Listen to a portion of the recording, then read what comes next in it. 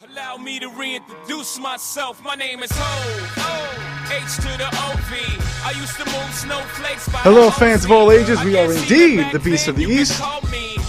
Ryan Warwick and Scott Thompson here with you on WRPR 90.3 FM Ramapo College Radio, coming to you live from Studio A here at Ramapo College of New Jersey in Mahwah, New Jersey on this Wednesday, November 4th, 2015.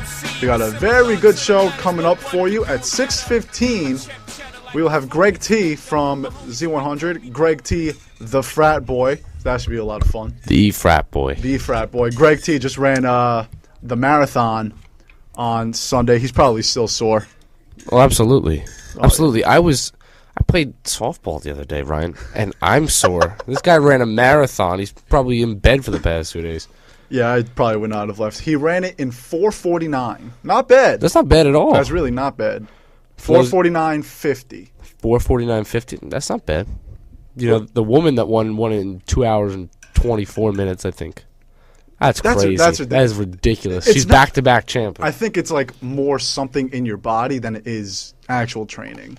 A lot of it's mental. Just being able to push yourself. That's true. But I can't run. You know they have 3,602 porta potties throughout the course of the 3,602. Yes. Well, that's the stat of the day then. You know where I got that from? Porta potties. Someone's Snapchat story. You know they had like the Snapchat story and yeah, it was there. All right, so before Greg comes on, we got to go over some things about the Mets and the Yankees really quickly.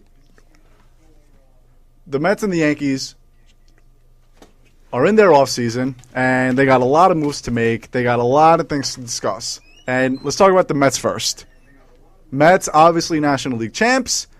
They have a lot of free agents coming up, and the two big ones are Daniel Murphy and Yoenis Cespedes.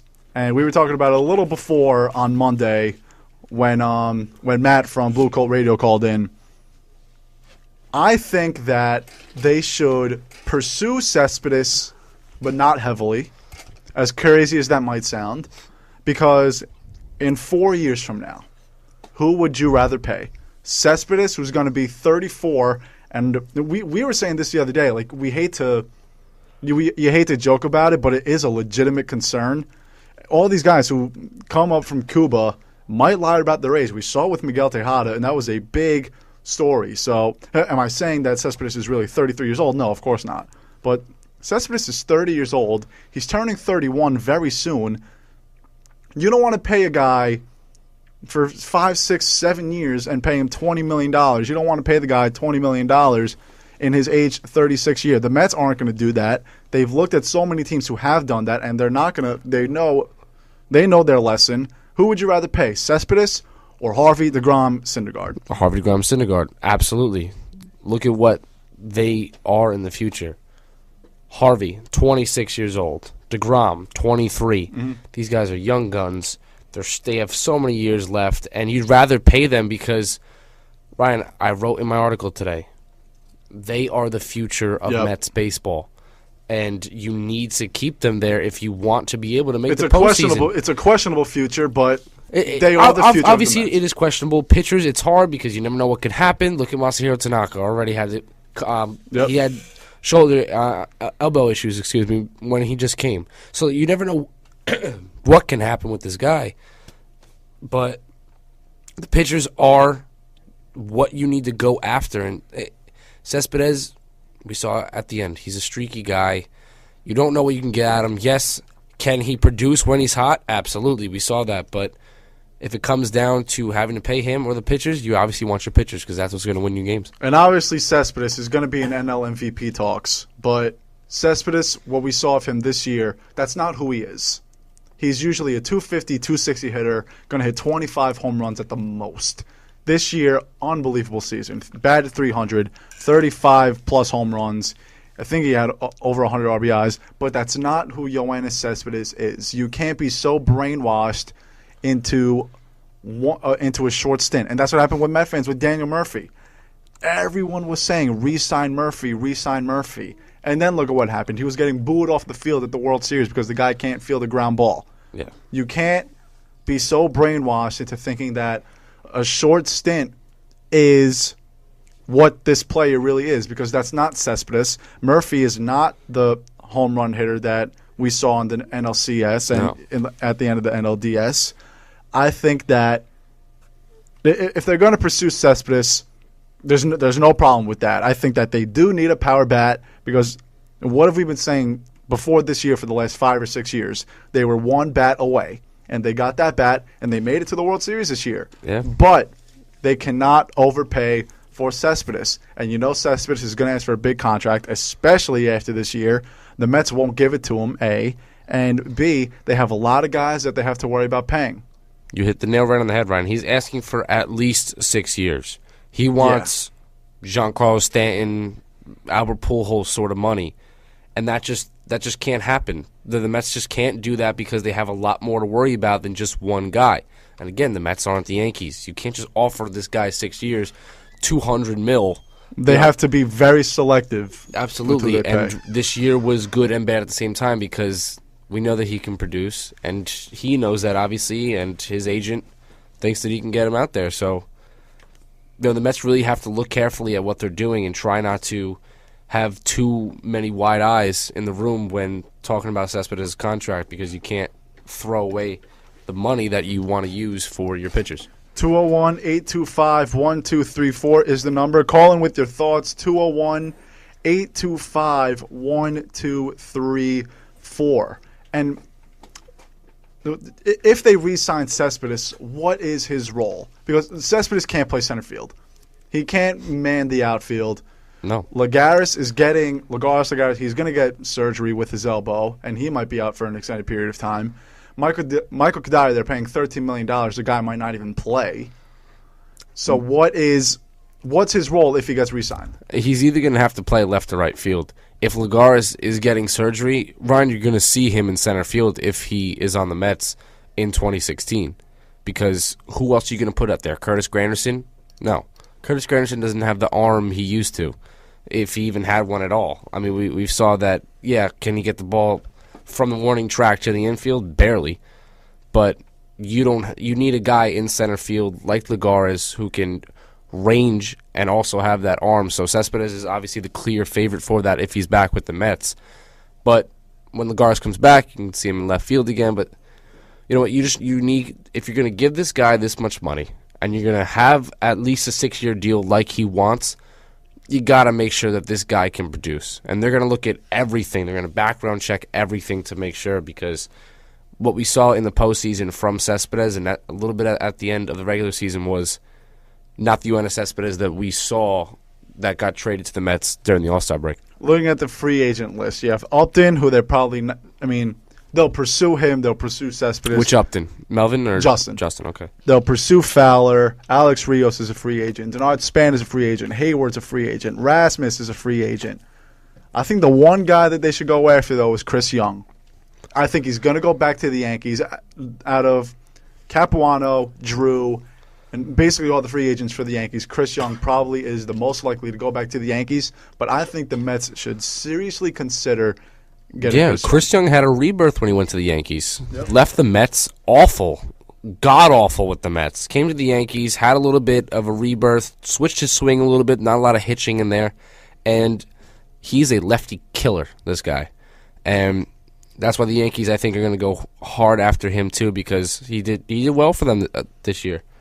And that's a much better contract. Yeah, but Chris Young's 32 years old. You can pay him 2-3 years maximum. Mm-hmm. That's all you need. Out of Stephen Drew and Chris Capuano, that I think is just even out of the conversation now. Yeah, they're not. They're not there. So, where do you think Daniel Murphy is going to go? Let's look at the infield free agents and see what are the Yankees? What are the Mets' options? They have Murphy. Do they have any other infielders? They have Ruben Tejada. Let's hope he comes back healthy. He should for spring training, but I don't know. I mean, middle infield: Desmond, Rollins are not going to re-sign. Kendrick, Murphy, Asdrubal Cabrera. He's going to ask for a lot of money. Daniel Murphy made $8 million. He's going to ask for probably. I don't think Asdrubal Cabrera is going to ask for a lot of money because of his age. He doesn't have a lot left in him, and we've seen. He's 29. He's 29. He's 29. Guy's playing like he's 34. He's just not producing. Yeah, but he made $7.5 million though, so he's going to ask for more money. Let me look at this. Ian Desmond, I always loved Ian Desmond. Me too. Absolutely loved. You just got to switch his swing a little bit and just. The guy is a great player. He's fast. He's quick. His baseball IQ is out the door. It's just his mental errors. I feel like he gets caught up too much, and that's what his mental errors create his physical errors. But I love Ian Desmond. You think that Washington will re-sign them because he's been a backbone for them at shortstop, even though, yes, he's had some glove issues. But if you want to look for a solid infield guy, Ian Desmond is definitely the one to be there. Jimmy Rollins is on his last leg. I don't think he's going to be anywhere. But Howie Kendrick, maybe? Possibly. David Freese, possibly. You could obviously sign Stephen Drew. I would stay away from Steve. I mean, yeah, if I'm the Yankees, he's a complete opposite of Daniel Murphy, though. So if you're the Mets, do you want to sacrifice hitting for defense? No. My answer is no. I think that you can. I mean, who is the only team that could have possibly beaten the Mets in a series?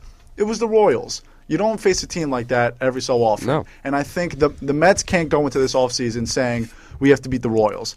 The Mets have to go into this season saying we have to win the division and we have to play our game. Because if you sign guys and try to specialize your team into beating other teams, it doesn't work out. No. Because that's not your game. But what I'm looking at right here, Ryan, I think that would be a great fit for the Mets. Ben Zobrist. After watching Ben Zobrist destroy you in the World Series, I mean, Ben Zobrist was eating up the Mets. This guy is a great contact hitter. He's a switch hitter.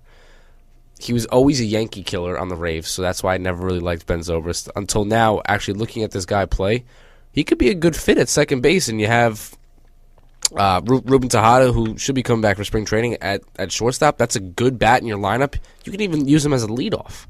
If Daniel Murphy leaves, you can. Ben Zobrist is a utility player. I don't know. I feel like Kansas City definitely would want to re-sign him after what he's done for them, but it's a shot.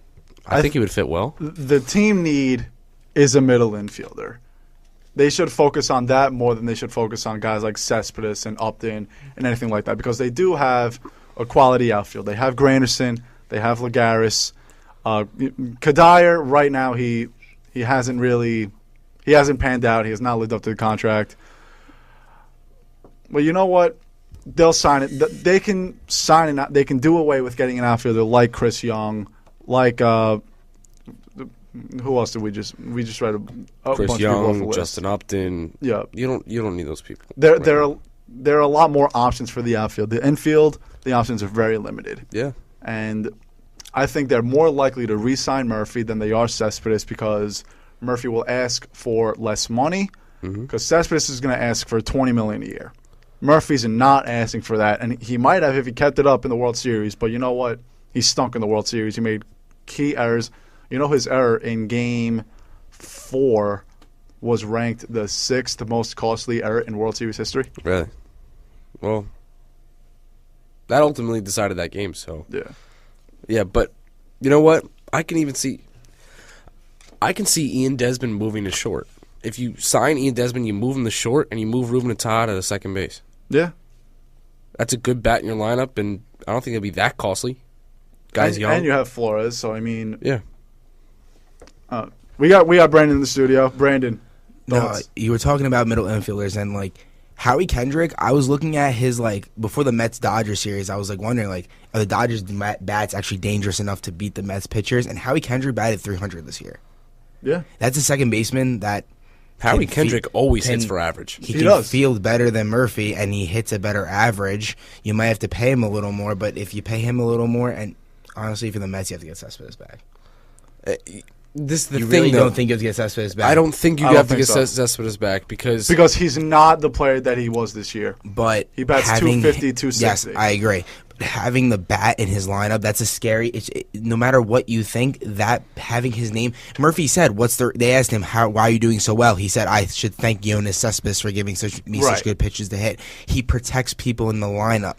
So the people around him will do better because the name Yoenis Cespedes is batting fourth. I think that's a overlooked thing that people don't realize. Yes, the stats are only 260, maybe 270 hitter. Hits home runs, hits RBIs. I don't know. I just don't think they have the money to do it. I just don't think that they are, because you have to. I don't think that Alderson is willing to spend $200 million on one person who yes, you said protects people, but the guy's streaky. The guy's streaky. He's 30 years old. Do you want to pay the guy $20 million when he's 35 years old, or do you want to pay Matt Harvey $20 million when he's 30 years old? Yeah, no, I agree. They really have to think about where they want to put their money, and obviously we've realized they don't really like to spend. Right now, it's leaning toward the pitchers. In our opinion, I think we can agree on that. But who knows what's going to happen in the winter? It always changes. We always see big time contracts, so we'll see. Also, these pitchers don't have to be paid for another 3 years. Yeah, they don't have to pay them. Right. They're obviously going to want all right. If Harvey pitches well all next year, he's getting paid next year. Yeah. But you don't have to pay them yet. Yeah, Syndergaard, you probably don't pay him for another maybe 2 years. Matt's 2 years. It's all about when. That's almost anything. Look at Russell Wilson. Look at what he was making. And then he showed that he can produce, and now, boom! Look at his contract now. But now he's not getting off track, but now he's not very good. Yeah, for now. Yeah, but I don't know. I guess they got to figure it out where they want to put their money this offseason. We're expecting Greg to call in a couple of minutes. Beast of the East, Ryan Warwick, Scott Thompson, Brandon Kurtzman, Greg T will be joining us shortly. Let's talk about the Yankees' offseason moves that they need to make.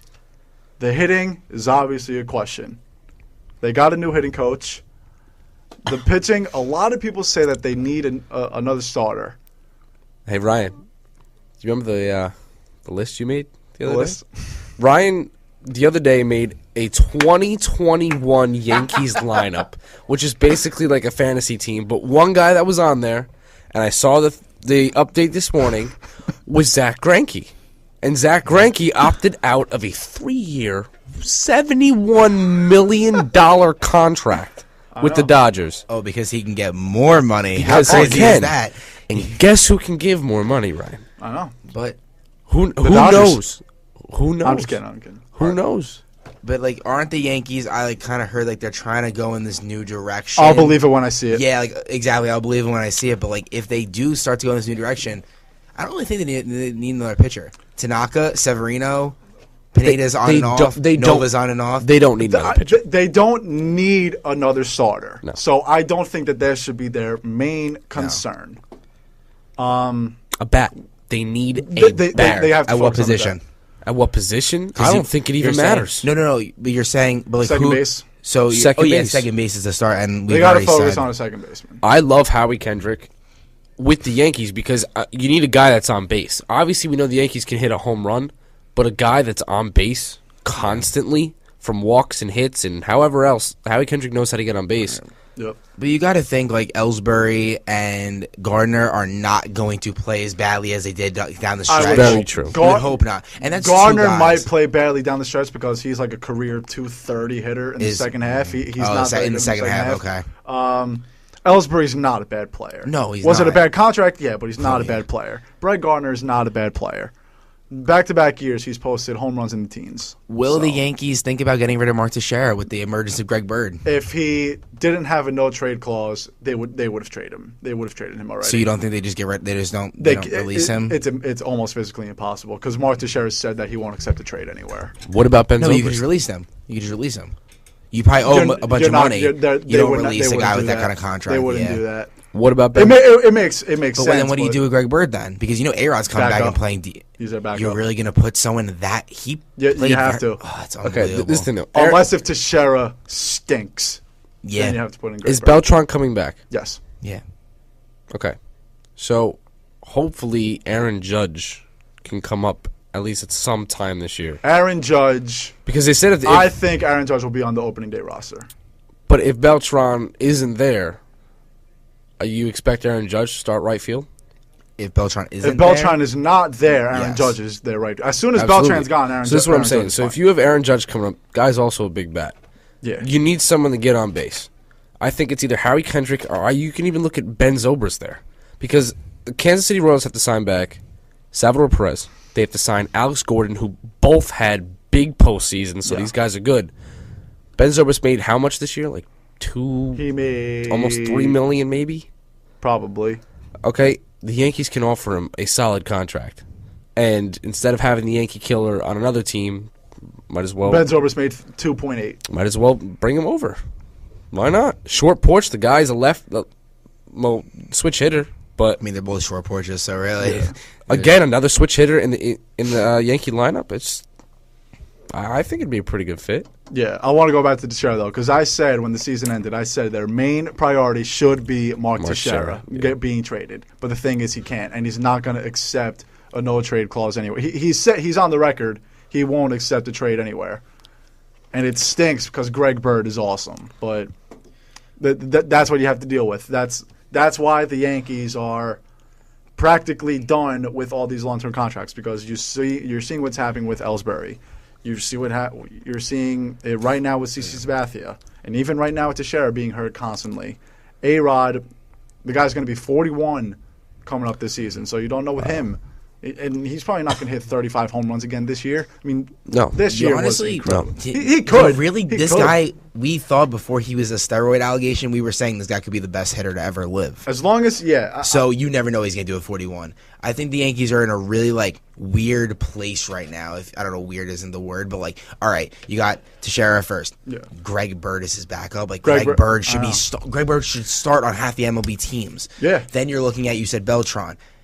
Aaron Judge is a backup. Aaron Judge could possibly be starting on opening day and could start also on a lot of teams. And then the big contract of Ellsbury. I don't know what Gardner's deal is. And then, you know what I don't like, honestly?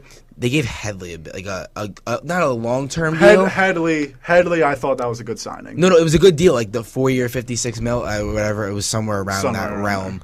But, I don't know. I feel like these guys that are sitting on the bench are better than the guys that are going to be on the field. I mean, that's or more valuable. It's good because you have that depth, because you know that this team is so injury prone, but at the same time, these young guys can play, and they're good, and we see that. But that's going to be very good down the stretch. Absolutely. And Mark Teixeira has a lot to prove this year, in my opinion, because if he's not producing, Joe Girardi might have to go to his binder and say, okay, you're doing this and that, and Greg Bird can do this and that.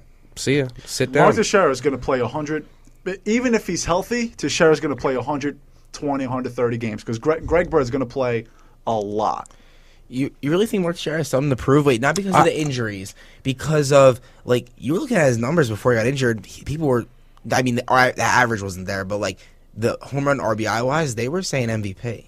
I know, but I'm saying it's not something to prove. I'm saying he's got to show that he's the better guy. If that's the case, he can't have that April and May that Mark Teixeira April and May that we're always used to. Yeah. He can't be batting 150 throughout the first 2 months. He just can't do it. If you're going to be a 3-hitter on the New York Yankees, you can't be batting like that when you know Greg Bird is going to be up there and wants to hit, wants to play, and can play every day. Yeah, it's definitely a lot of pressure on Teixeira. It's bittersweet because the team has depth and they have talent, but it's now. Can you really put a guy who's making that much money on the bench? Exactly, and that's what it comes down to. Yeah, it's like the whole DeMarco Murray thing in Philly. But again, if he stinks, and stinks is what 200.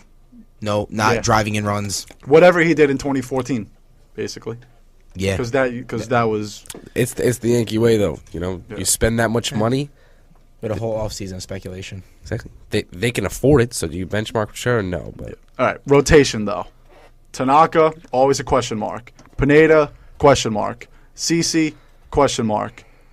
Severino, awesome. Evaldi is evolving into a great pitcher. Assuming these 5 guys are healthy, that's a great rotation. And you don't have to make any moves at all. Good. Pineda can be awesome. Tanaka can be awesome. But then Nova has his days and Pineda has his days. If it's Tanaka, Pineda, Severino, CC, Evaldi, Nova's going to be in the bullpen. Yeah. Oh, true. Nova would be in the bullpen. Nova would definitely be in the bullpen. I don't see him. I can see him moving CC to the bullpen. Yeah. This has the potential to be a very good rotation if they are healthy. The thing is, they're not. So, do you want the Yankees to get a pitcher? I don't think they should get Greinke or Cueto or anything like. I think they should settle. This is what Sport Track, best website ever. This is the thing. Yeah. Sorry I said bro, but like I think they should go after maybe a mid-level pitcher. Like not. All right, when I say mid-level, I mean like not your stud like Greinke. I don't know, but like Jordan Zimmerman. That's not a Jordan Zimmerman's not pretty bad. Good. He's not bad. He's pretty good. But this is the thing. Think about it this way. If you can afford it, money in sports just goes a long way. Yeah. If you can afford it, and you have a guy like Greinke or Cueto that you know is going to be healthy, that isn't injury prone, like the rest of your entire pitching staff, you don't go get him, or at least attempt to. Because if Tanaka gets hurt again, or if CC stays hurt, like I don't know. I just as a Yankee fan, I'm sick of seeing all these pitchers. You're paying them money and just constantly getting hurt. This is the guy that they should go for, Wei Yen Chen. Really? He is very good against the division. That matters 100%. You got to beat the teams in your division. I saw a lot of good names that are on this list that are like affordable, I guess, because I mean everyone's affordable. I mean, I saw Iwakuma, that was who I saw. I don't think Samardzija is good. He came to the AL and he has stunk. I think Gallardo still is a pretty good pitcher. Well, that's got Kazmir. They could do Kazmir. Mike Leake they could do. Yeah, there's a lot of guys too on old. this list. Mike Leake's too streaky. They have a lot of options. This is why I love the MLB postseason with pitchers, because there's always so many good pitchers in the offseason. But who knows? There's a lot of options out there. They don't have to get a stud. Maybe if you don't, they don't have to get a stud. Maybe if that's the common misconception. They do not need a stud. Maybe if they don't, like the front office thinks they need like a 3-starter because they don't trust Pineda or they don't trust Eovaldi to continue his hot streak. I don't know what they're thinking. You go out and get one of these mid-level guys and you pay him. I mean, I don't know what kind of money's good money, but like you pay him good enough money where they can't say no. Yankee money's always good. Do it the Yankee way. You know that. So, I mean, do they want? They want to stay under that magic number 189, and they're going to do it because they have Bird. That 189 comes from Bird, Judge, Severino, Ref Snyder, Mateo, all those guys, because they're not going to go out there and shop for a first baseman. Once McCann is gone, Sanchez is probably going to be your catcher. Sanchez might even be the backup this year, between him and J.R. Murphy. Who's Mateo? What? Who's Mateo? He's in single A right now. What position? Shortstop. So they almost dealt him for Craig Kimbrell. Almost. Wow. Very close. Out of the core 4, and if you want to include Ref Snyder in the 5, the Ref Snyder and Mateo are the 2 guys that Cashman will say, give me a very good deal. I will give you those 2 guys. Judge, Severino, and Bird are I am not getting rid of very these good guys. because these guys have shown already that they're amazing, and that's the backbone of the Yankees right now. That middle infield would be disgusting if they're on the same team. Yankee bullpen. What do? They were awesome, and then just broke. They broke. Do they want to sign Kimbrell? Do they want to sign Chapman? Chapman in pinstripes. Oh my. Oh my. Dellin, Miller, Chapman. They wouldn't lose. Dellin, Miller, Chapman. Literally, you have to tell your pitchers to go at least 5, not even 6 anymore. Yeah, that would definitely take a lot of pressure off the starters. That's huge. Thank you, Brandon. That brings up a whole new conversation. If they get Kimbrell or Chapman, they don't need a starter. Wait. You're telling me. They don't. You're telling me that we don't need a starting pitcher to pitch the first 6 innings. No, I meant as I understand what you're saying. You don't need studs, right? It's not. They don't. They wouldn't have to buy someone because it takes a lot less pressure off of the starters, like you said. They don't have to think to themselves, "I'm going to go 7 or 8, 5 or 6." And then 1, 2, 3, boom. Yeah. And that's the thing. So I like where you're going with this. Go with a reliever instead of a starter because your starters are good if they're healthy. But at the same time, if they are a little bit shaky, you still got that 7, 8, 9 reliever behind it. So Kimbrell or that would Chapman, be the best bullpen in the league. Oh, yeah. Absolutely. Wait, you'd have Dellin pitch the 7th? I like Dellin in the 8th. I like Dellin in the 8th a lot. I would have Dellin in the 8th. I'd move Miller to 7, and I'd put Chapman in the. Yeah. I would check it. I would go. I would go based on who's hitting during the 7th. You could just flip them. Dellin, I would keep in the 8th. Yeah. I agree. Aroldis Chapman in the ninth, though. If you're going to get Aroldis Chapman or Craig Kimbrell, you put them in the ninth. You can't. I agree. This was Miller's first year as a closer. Miller's not even a setup guy. Miller is usually a seventh inning guy. So I'm saying you could interchange Miller and Betances depending on who's hitting you. If you have two lefties in the seventh, you throw Miller, and vice versa. You just work on matchups, and Girardi's good at that. So that question goes for the Mets also. They need another bullpen guy also. Another bullpen. They need to shop out the bullpen. That's true. Yeah, they need Tyler Clippard's. I don't even know what's up with him anymore. No, you know who they got who honestly just did not come through to them? That guy from the Diamondbacks, Addison Reed. He just didn't. Nope. He was that move was like so overhyped by the media. Oh, they got the seventh inning guy. They got him. He in the playoffs. What did he do in that 12th inning? He gave up 3 more runs. Yep. So I don't know. But back to Mateo. First, I just have a question. They're definitely more willing to get rid of him because Gregorius came on late in the season, right? So you would think if him or Refsnyder, you get rid of Mateo first, and you think you can get a stud for Mateo? Yes, he's that good. Mateo the has Dodgers that much offered Craig Kimbrell for Jorge Mateo. So the kid is good. Wait a second. Why do the Yankees need a middle infielder if Refsnyder is going to be the guy? Because they're not sure if Refsnyder is going to be the guy. I really. What do you think? See, if he were the guy, he would have played over Stephen Drew. That's my thinking. Yeah. I said it when I visited, when I hung out with Chris Sharon. We both said that Refsnyder is better than Stephen Drew. Is he a liability in the field? Sure. But the guy has an awesome bat. We were both thinking that they didn't want Refsnyder to play because they didn't want to be too used to Refsnyder at second base. So they just left in Drew. Once Drew got hurt, that's when he did Perella and Refsnyder and the whole gang.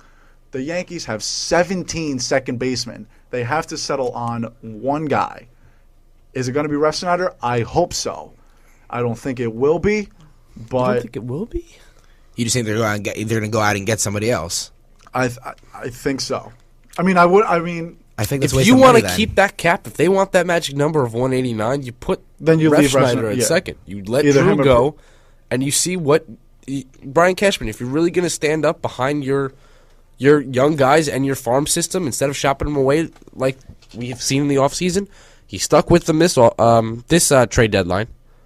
So put him up there. Put your money where your mouth is. I want to see these guys play. But like I said, here are their third basemen. Stephen Drew, Refsnyder, Ackley, Perella, Petit, Brendan Ryan. Ackley. They have Brendan Ryan. They have too Stephen many Drew, people.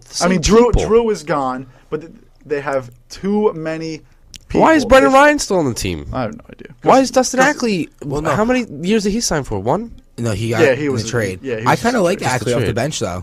Ackley off the bench was solid, and I think he'll. I mean, he's the most inconsistent player I've seen. Well, that's the reason why they traded him. But but pinch hitting, you're not having him. Having him bat 4 times. He's batting once a game. I just think you got to really go with your farm system. And these guys, if you can trade Jorge Mateo for Craig Kimbrell, the guy's obviously a stud. Yeah. So see what they can do. If they can't produce, then you talk about it. But you can't. I always bring it up, but the Austin Jackson trade. I feel like he got traded away too quickly for Curtis Granderson, and the guy's shown that he can be a very good player. So, who knows what's going to happen? This is why I love winter meetings. Yeah. Love it. Apparently we can go to them. We can. We really can. There's like this. They're in Florida, right? It was told this year they're in Nashville. They go different places wherever it's warm. It was in Florida last year. Yeah, but they were in either Florida or something. You can go. There's a career fair there. You can go to the winter meetings. Yeah, you can't. They have a career fair or something. They have a career fair. I'm so down to go. Every team is set up and you know what it is. Hopefully, we got to check it. I might be going to Nashville for the NHL All-Star game. You love going to the All-Star game. I don't love it. My cousin does. I kind of just go along for the ride because it's cool. Oh, you love it. I do love, bro. It's just most awesome thing in the world. Trying to act like he doesn't like going to the Going to Nashville? Oh, come on. You couldn't pay me. Nashville's tough. I go for free. I'll work. That's sweet. Ryan Morrick, Scott Thompson, Brandon Kurtzman, Scotty T. Update us, fam. We're changing up the song, by the way. Love it. Beaver's the man. All right, last night, women volleyball crushed Rowan University in straight sets to advance into the NJAC semifinal. They dominated with a 333 kill percentage with only 10 errors. Larissa Iwascu led the team with 14 kills, while Rachel Selmore had a 500 kill percentage. They will face off against number 1 seeded Stockton University tomorrow night at 7 p.m. at Stockton.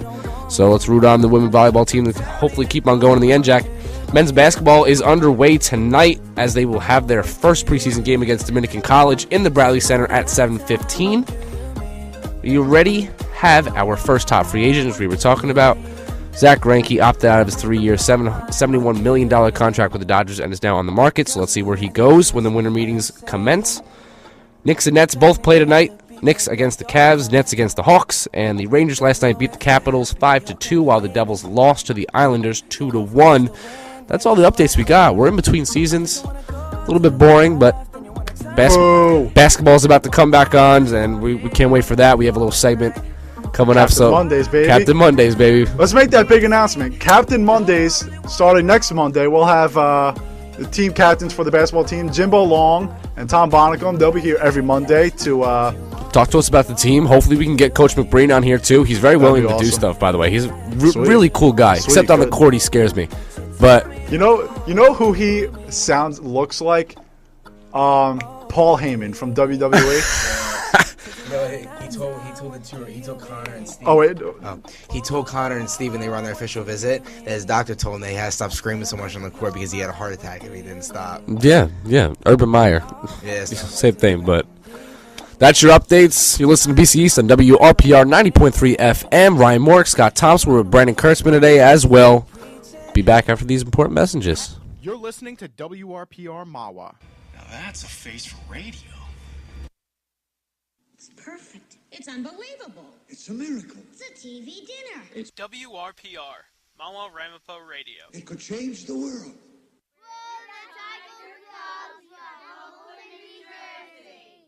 Listening to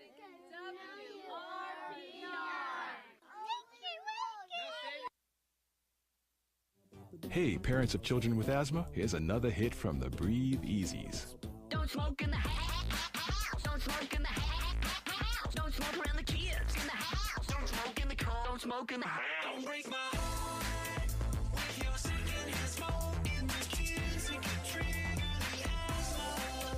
Preventing asthma attacks can be as simple as making your home and car smoke-free zones. For more Breathe Easy tips to help stop asthma attacks, go to noattacks.org. Brought to you by the EPA and the Ad. Hi, this is Ozzy Osbourne. For many years, you know I've had a drink problem and I'm trying to battle that problem every single day. But one thing I don't do, I don't drive my car when I'm drinking. I get someone to drive me. Do not drink and drive. It's the stupidest thing. If you drink, just don't drive. Not only are you going to hurt yourself, you may hurt some other person, and you wouldn't want that on your conscience, would you? A public service announcement brought to you by the U.S. Department of Transportation, RAD, the National Association of Broadcasters, and the Ad Council.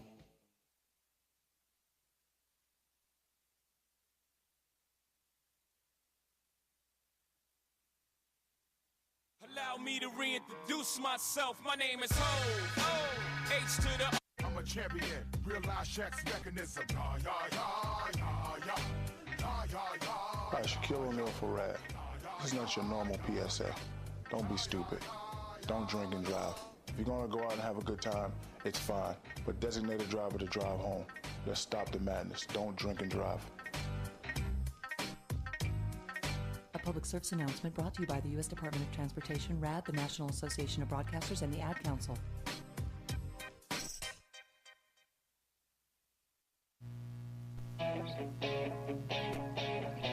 A little old school here. Josie? He was singing this on the field today, too. He was saying on the field during flag football. Corner blitz. Can't believe that corner blitz. You guys serious? Corner blitz. No one texted me. That's not No up to one us. said a word. I told you last night. I'm still not in the group You think chat. I remember? It doesn't let you in. I don't know why. Man. Bro, I'm like literally a top 5 receiver on this campus. You don't understand. What? Top 5? I can name one that's better than you on my team. Mike? Freak. Yo, he punted the ball today like 80 yards. They also stood 15 yards in front of us. Oh, did they? They were literally 20 yards away from I Mike. couldn't Mike tell. I literally was just saying looks at mine. them. He's I'm like, hurt. You really think I'm Yeah, not just gonna come next week, cuz. No. kick this? Okay. You guys don't want me on the team. Fine. It's not my team. It's not my team. It's Kevin's. He's the captain. Speaking of flag football, we're going to talk about football now. Tackle football, not flag football. Yeah, there's no professional flag football leagues. There should be. We would make a good team. That honestly would be so stupid. Brandon would be the GM. Simple. All right, let's talk about football. I hate to bring this up, but the Giants probably lost the worst game I've ever seen. They scored 49 points and lost. Oh, it was so entertaining, though. It was an entertaining game. Oh, it was. If you were at that game, I was probably. Yeah, I didn't watch it. I was down to my radio and my phone. But I thought my dad had 5 heart attacks watching that game. He probably did, to be honest with you. I was going nuts. Like when it was 28-14. We had just gotten stopped, and then they scored, making 28-14. I said this game's over because there's no shot we stopped them because the Giants defense stinks. Yeah, stinks in layman's terms, anymore. It really only stinks because they can't get pressure on the quarterback. That's the only reason why the Giants defense isn't good. If you can at least close a pocket or at least make him run a little bit out of the pocket. And it doesn't help that Prince Amukamara is out. Prince Amukamara is a very underrated player on this Giants defense. He's very underrated. Top 15, top 20 corner in the NFL. Probably. But seriously, you score 49 points and you lose. And the way you lose, too, for the second time in a big game, the Giants punter does not learn how to punt the ball out of bounds. Yep. I said to George when we were watching, I said, if he does not punt this ball out of bounds, the Saints are going to win this game somehow. And what does he do? Punts right to the guy. And what happens? For the first time all season, honestly, the punt team breaks down and they let him get a big game. And then the face mask. You can't blame that on that. You can blame Brad Wing for the face mask. But, I mean, if you look at that, Willie Snead also did grab Brad Wing's face mask too. But anyway, Brad Wing hit a bomb. No, I don't. You punt the ball out of bounds. It's punted out of bounds. If you punt the ball out of bounds, you are a professional punter. You have one job. Yeah. You punt the ball out of bounds. Because if you punt that ball out of bounds, all right, say you punt it out of bounds, it goes down to like their 30. They had 15 seconds and no timeouts. And if you hit a bomb, that gives the punt returner room to run. Room to get his head going. I don't know if Tom called. I didn't listen to I usually listen to the press conference after the game, but he was probably so pissed. But I didn't see it. But if he told Brad Wing to take that ball out of bounds and he didn't, I don't get what these punters don't understand. Punt the ball out of bounds. I mean, this obviously isn't as escalated as what happened with Matt Dodge, but it's honestly just as bad. It's not just as bad. He kicked to Deshaun Jackson. Okay, yes, completely, yes. Come on. But the stupidity of the punter in that situation. Yeah, I get exactly where you're coming from. But the same result. Not even with the punt and what happened at the end. Just looking at the god-awful performance. I was watching First Take on Monday, and Stephen A. said, I hope that Rob Ryan and Steve Spagnuolo walked home or flew commercial. He said they did not deserve to go onto the team flight or the team bus back because that was the worst defensive display I've ever seen in my life. On both sides. Worst. That was Pop Warner football. It was Big 12 football. Eli Manning was literally looking around like, what more do I possibly have to do? You don't think Drew Brees was doing that on the Saints sideline? Yeah, Drew Brees probably doing the same thing. Yeah, good job, guys. We're up by 2 touchdowns. You just get them all back. It's just... I don't even know. That wasn't an NFL game. The thing is, I expected the Giants to be 4-4 at this point in the season, but we were just saying it when we were on commercial break. They are this close to being 7-1, and that's the thing that ticks you off. The fact that they're 4-4. I thought they were going to lose against the Saints. I thought they were going to lose against the Cowboys. I think another game here and there that I thought they were going to lose, and they did. But the way that they're losing and the fact that they are this close to essentially running away with the division. If they're 7-1 right now, division's locked up. The division's locked up. You're up by what? 4 games? Yeah, you're up 4 games in the division with 8 to go. And all you'd have to do from there on out, go even, maybe even go 3-5. Yep. And we have a bye week coming up too in 2 weeks after the Patriots game. I love our bye week being in week 11. Yeah, because it gives everyone like that mid, but it's like more of a later season bye week, so it gives everyone a little more time. Bye weeks like week 5, week 6 make no sense to me. I feel so bad for those teams. Oh, me too. Me too. But But still, I mean, just hopefully we can figure out something before the bye week. I mean, we're going to the Bucs. Who must win. Must win. Yeah. Who beat the Falcons. Yep. Okay, this isn't a bad team. Jameis Winston is sort of coming along. But, again, just can we please get one sack? Or one tipped pass at the line? Or Jameis Winston running out of bounds or something or throwing the ball away? It's just... I just don't know. Good point with the tip pass. JPP might play on Sunday. If he plays, what kind of impact does he have on this team? Okay, if he plays, well, first of all, they said he has to be ready to play. And if honestly, he said he's been staying in game shape, so he better be ready to play after a week of practice. Yeah. If he plays, difference maker. First, there's a couple of reasons why. One, he's playing for a contract. Yeah. Those incentives, he can make so much money. Yeah. Second of all, he's the only legitimate pass rusher we have on this team. Yeah. And he hasn't played yet. And if you don't get pressure on the quarterback, you don't win a football game because they have all day to throw. And Winston with all day to throw against this pass defense, I don't care who you are. It could be, and honestly, it could be any of us. Yeah. And we would be able to do something against this defense. Basically, Lovie Smith is going to say, just don't throw to Rogers Cromartie. That's basically what it's going to come down to. Because who's Wade, by the way? Trevin Wade. He was a training camp stud that they thought could be like the surprise impact player. Yeah, I know. Did you see how many times he got beat? Yeah, no, because I didn't watch it. Yes, I did. Brandon Cooks, Marquise Colston. Every touchdown you watch in that highlight of that game is him diving for them at the end. For the most part. It was bad. Yeah, so like the Unga for the secondary. Really bad. Yeah, really bad. The beat writers all thought he could be not like a lockdown corner, but like where's going to be that guy that came out of training camp and somehow made the roster and then made the Giants are missing people like Bennett Jackson, who was supposed to start, and Prince Amukamara. They just don't have a. We're not deep. We're not deep a corner. I still think we should have made some kind of move for. I think Cam Chancellor. Honestly, I don't know why we didn't give up. The secondary is just so bad. I know.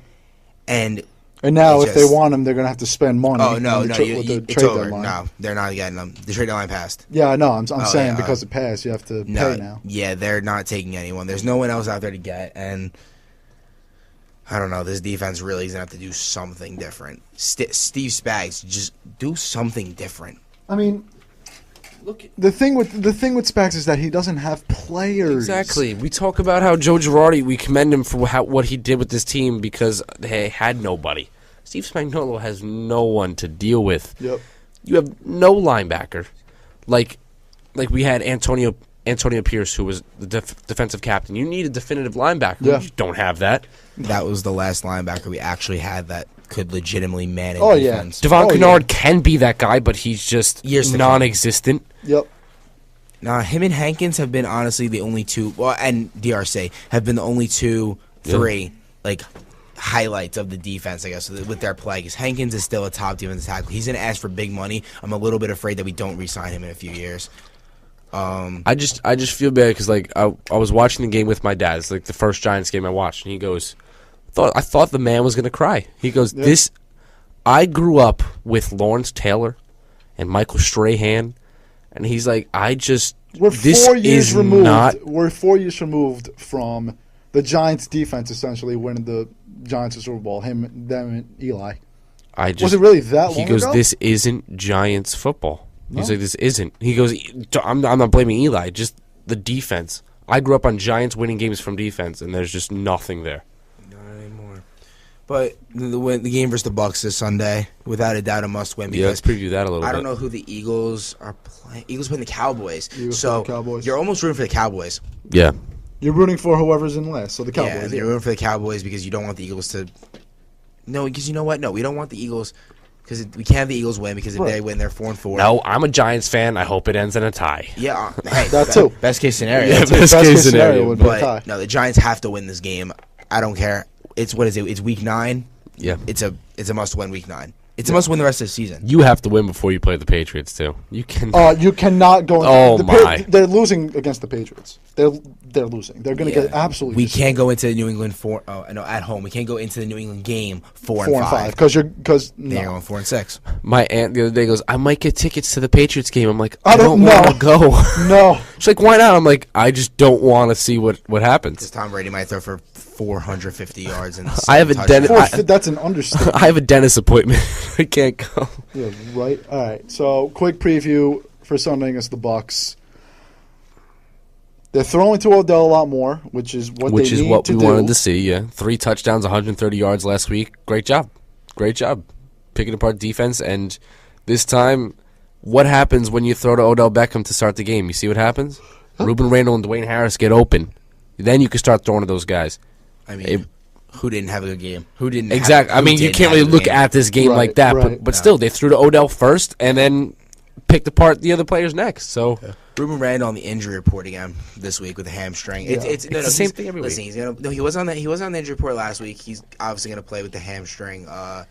Prince still out. I think 1 more week. He should be back at practice next week. We hope. And then Robert Ayers also on the injury report. If he doesn't play, I mean, hopefully JVP needs to play. Needs to, because Robert Ayers is the only guy that has attempted to get to the quarterback. Do we have any sacks as a team? Oh yeah, but how many? I think 9. Are you 9 serious? in 8 games. That's god awful. That's 1.1 per game. Yeah. That is awful. Do you see who's on the line sometimes? Nikita Whitlock. Yo, Kerry Wynn, solid defensive end. He is very good, but he can't rush the quarterback. He's just good against the run. But we need guys who can rush the quarterback. So JB, if you're can they get rid of DeMontre Moore, please? This guy is joke. I loved him in college. If he didn't get in trouble for whatever he got in trouble for in college, he would have been a first-round pick. He was actually Mel Kiper's number 2 player coming into that season. Yeah. And then he got in trouble for something, didn't play half the year, and then he fell to the 3rd round to the Giants. And what happened this past week? What did he do? Nothing. He's just an idiot. He just another roughing the passer, right? He probably did that again. When we were getting the phone on our game on Sunday, we saw a face mask, and the first thing I was like, "It's DeMontre Moore." It was the first person I thought. It was Brad Wing. It was Brad Wing. But he just gives off bad vibes. He's just so raw. Yep. Still in year 3, he's so raw. They're obviously not going to pick up the 5th player option that in your rookie deal. Yeah. He will leave after his 4th season, and I don't know what team is. His career could be over in another year. He'd probably be on the roster bubble. Solid player, but he just is dumb. I don't even know what goes through his head sometimes. Bad mistakes. Ryan Warwick, Scott Thompson, Brandon Kurtzman, Beast of the East on WRPR 90.3 FM. Call in with your thoughts, 201-825-1234. We'll be back after this. Energy efficiency interviews are brought to you by the U.S. Department of Energy and the Ad Council. Lisa, do you always leave your stereo on in the other room? Oh, well, I was going to turn it off, but everybody makes mistakes. Everybody has those days. You're just repeating the lyrics to Hannah Montana's song. Okay, I'm turning it off. Millions of kids are using their energy wisely. What's your excuse? Learn more at loseyourexcuse.gov. This is actually the only reason why I went to commercial. This song. You're embarrassing. This song is so good. It's good. Oh my. Look at that. He's so back. What? He's back. Have you He never left. No, he was out. He was out for a little while. He's smart. You know what he is to do? He's smart because the dance scene is picking up. You know I love dance music and I go to festivals and stuff. Yeah. Skrillex is producing his songs. Do you know how smart this man is? So smart. Have you guys seen the videos though? Like the last 2 videos that have come out of him? He was at a concert in like Bulgaria or something like that, and I guess there was a leak on the floor, on the ceiling, and it went to the floor. So he was trying to clean it, and like of course, like he's in the front, so all the girls are like, "Oh my God, Justin Bieber, I gotta touch him," and like they keep touching him, and he's like, "Guys, stop! I'm trying to clean the floor, blah blah blah," and then they just keep annoying him, and like he just stands up and he's like, "I'm canceling the show," and just walks off. He left? He just left. And then there was another one where he was doing like an acoustic version of What Do You Mean? And they're clapping off beat. And he literally says, "Guys, stop the music. Can you at least clap on the right tempo?" I hate when people do that. That's a pet peeve of mine. It's a pet peeve of mine, but like you don't just... Yeah, you do. No, yeah, you do. Because that just messes you up. That's awful. It does, yeah. You're Justin Bieber. You can probably do whatever you want. Basically, is what it comes down. Except speed down the street when who lives right down the street from him? What's Keyshawn Johnson. Keyshawn Johnson. I wouldn't want to mess with Keyshawn Johnson. Melissa, I showed this song to you. Boom, the day it came out. Finally, something I care about on your show. You serious? Wow. Anyway, that's rough. Yeah, you don't care about the Giants? Thanks for nothing, Melissa. Unbelievable. Melissa, call in. Name 7 people on the Giants. No. First person she's going to say is Tremaine McBride. I told her this one. She was like, McBride? I'm like, okay. Enough. All right. So, Jets. I said kidding. All right. So, Jets lost against Oakland. Geno had to come in. Fitzpatrick is hurt. Is he going to play on Sunday? It's up in the air. It's probably not going to be decided until like Saturday. Hope Fitzpatrick plays. No. Geno did not play badly. After that interception, he went off. He made 2 mental mistakes. He's an idiot. He took 2 dumb sacks at the end of the game, which really cost them any chance of an onside kick. They've been shown they can recover an onside kick against the Patriots. Yeah. So I think either way they win this game, but the defense is overrated. Their defense is overrated. Ryan Fitzpatrick to start at QB for Jets versus Jaguars despite thumb injury. And all Jets fans. It's huge that it's on his not throwing shoulder. Jets D overrated. If you overrated, there is no way. I mean, did you watch them try to tackle? Well, that one play was which one, the Crabtree one or the Tywan Jones one? The guy I never heard of, so Tywan Jones. Tywan Jones. These guys, this defensive line, big names, don't stop the run. The passing game, Darrelle Revis, a savage. Antonio Cromartie gets beat. Cromartie stinks this play. Calvin Pryor, good player in the secondary, wasn't there. Made a difference. The secondary is not as good as people. The people thought the secondary was going to be amazing. The secondary is decent. The linebacking core, decent. The defensive line, good but not great. They have not played up to the abilities of this team. The Raiders just beat them. The Raiders are a much better team than they were a season ago. But yeah, football's back in Oakland. They should be happy. Football is back in Oakland. Yeah. They just beat. All right, if you're the Jets, you win that game. If you're a playoff team, you win that game. Yeah. That's the only other team besides the Steelers that is contending with you for a wild card spot. If Fitzpatrick played, would they have lost? I say yes. Yes, but I think I don't know, but the first drive of the game, he was marching. Right. 3 straight completions, and he ran for another 15 yards, and then he got hurt on the slide. Yeah, I mean, you never know with one drive. Look at Eli against Philly. Literally just about to say that. Yeah, just about to say that. I don't know what kind of game it would have been because obviously you do not know the future. Right. But we'll see. They have some cleanup games though. Jaguars, Bills, Texans. Yep.